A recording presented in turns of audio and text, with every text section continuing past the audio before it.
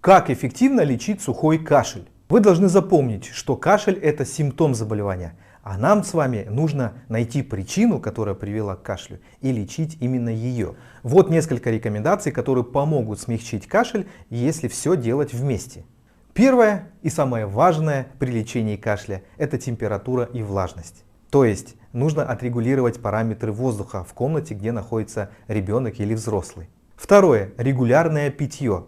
Нужно пить воду, желательно теплую. Если проблема преимущественно ночью и кашель мучает ребенка или взрослого, необходимо приподнять головной конец кровати, подложите под матрас подушку. Если нет высокой температуры, то можно искупаться перед сном или принять ножные теплые ванны.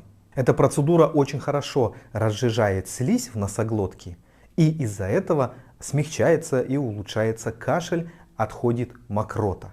И ребенку или взрослому лучше откашляться, и ночь будет спать спокойней. А как оказывать правильно помощь при простудных заболеваниях, я в описании к этому видео оставил ссылку на мой телеграм-канал, где подробно рассказываю, как оказывать помощь.